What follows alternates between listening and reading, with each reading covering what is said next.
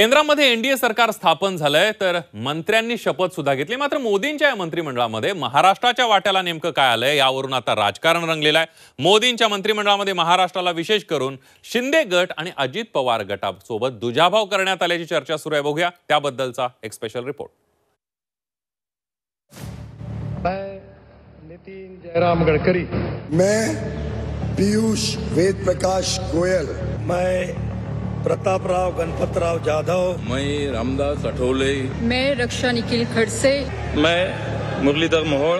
NDA सरकारचा हा शपथविधी सोहळा, यात महाराष्ट्राच्या 6 खासदारांनी शपथ घेतली।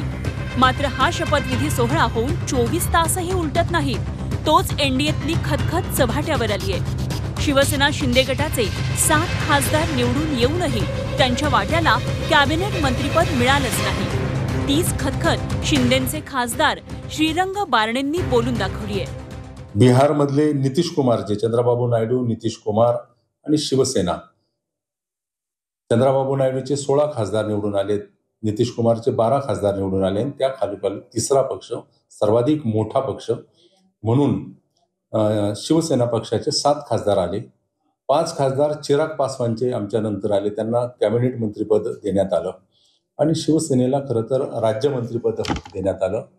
हा कुठंतरी मला तरी व्यक्तिशः असं वाटतं की हा दुजाभाव शिवसेनेच्या बाबतीमध्ये होतोय। एनडीए सरकारमध्ये महाराष्ट्राला 2 कॅबिनेट मंत्रिपदं मिळाली आहेत। तसंच एक स्वतंत्र कार्यभार असलेल्या राज्यमंत्र्याचा तर 3 राज्यमंत्र्यांचा समावेश आहे। भाजपचे नितीन गडकरी आणि पीयूष गोयल यांनी कॅबिनेट मंत्रिपदाची शपथ घेतली। शिंदे गटाचे प्रतापराव जाधव यांना स्वतंत्र कार्यभार असलेलं राज्यमंत्रीपद देण्यात आलंय। तर एकही आमदार खासदार नसताना रामदास आठवलेंची पुन्हा एकदा राज्यमंत्री म्हणून वर्णी लागली। भाजपच्या रक्षा खडसे आणि पहिल्यांदाच खासदार झालेले मुरलीधर मोहोळ यांनाही राज्यमंत्रीपद देण्यात आलंय। आयुष्यभर जर कोणी गुलामीच करायचं ठरवलं असेल आणि या गुलामांना वापरून महाराष्ट्राचा स्वाभिमान अभिमान हा पायदळी तुडवायचं ठरवलं असेल ईस्ट इंडिया कंपनी गुजरातने, तर हे तुडून घ्यायला तयार असतील, ते तुडून घेत। एनडीए सरकारमध्ये महाराष्ट्राची बोळवण करण्यात येत असल्याची टीका विरोधक करतात आणि त्याचं कारणही तसंच आहे। बिहारमध्ये जितनराम मांझींच्या हिंदुस्तान आवामी मोर्चाचा एकच खासदार निवडून आलाय, तरीही त्यांना कॅबिनेट मंत्रिपद दिलं गेलंय। कर्नाटकमध्ये जनता दल सेक्युलरचे 2 खासदार निवडून आलेत, तरीही एच.डी. कुमारस्वामींना कॅबिनेट मंत्रिपद दिलंय।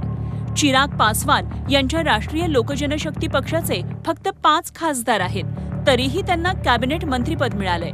तर शिवसेना शिंदे गटाचे 7 खासदार असतानाही त्यांची स्वतंत्र प्रभाराच्या राज्यमंत्रीपदावर बोळवण करण्यात आली आहे। शिंदे साहेब असतील, अजितदादा असतील, हे जे महाराष्ट्राचे महायुतीचे नेते, ते आपल्या राज्यासाठी काहीही मागताना दिसत नाहीत। ते फक्त काय मागतायत, तर आम्हाला मंत्रिपद द्या, आम्हाला हे द्या, आमची ईडीची कारवाई काढा। म्हणजे हे स्वार्थी लोक आहेत, फक्त स्वार्थपणा त्यांच्या मनामध्ये भरलेला आहे। एनडीएमध्ये असणाऱ्या अजित पवारांच्या राष्ट्रवादी काँग्रेसला तर कॅबिनेट मंत्रिपदही नाकारण्यात आलंय। अजित पवार की स्थिती आणि त्यांचा सन्मान करण्यासारखं अजित पवारांच्याकडे राहिलं काय? त्यामुळे जो मिला वो खाओ अशी परिस्थिती आली आहे। कारण बार्गेनिंग पॉवर जी लागते ती त्यांची संपली आहे। मोदी मंत्रिमंडळात नितीन गडकरी, पीयूष गोयल आणि रामदास आठवले यांना पुन्हा संधी देण्यात आली आहे। मात्र गेल्या मंत्रिमंडळात केंद्रीय मंत्री असलेल्या नारायण राणेंचा पत्ता कट करण्यात आलाय। 2019च्या मोदी सरकारमध्ये महाराष्ट्राचे 7 मंत्री होते, यंदाच्या मंत्रिमंडळात मात्र 6च मंत्री आहेत। 2019च्या मोदी सरकारमध्ये महाराष्ट्राचे 3 कॅबिनेट मंत्री होते, यंदाच्या मंत्रिमंडळात मात्र 2च कॅबिनेट मंत्री आहेत। मात्र सर्वात नाराजी आहे ती शिंदे गटात। बारणेंनी ही खतखतही बोलून दाखवली आहे। भाजप, जेडीयू आणि टीडीपी नंतर शिवसेनेचे सर्वाधिक खासदार आहेत, तरीही कॅबिनेट मंत्रिपद न मिळाल्यानं शिवसेनेची नाराजी समोर आली आहे। महाराष्ट्राची विधानसभा निवडणूक 4 महिन्यांवर आली आहे, तेव्हा महाराष्ट्रातील महायुतीमधील ही नाराजी दूर करणं मोदींना गरजेचं आहे। ब्युरो रिपोर्ट, झी 24 तास।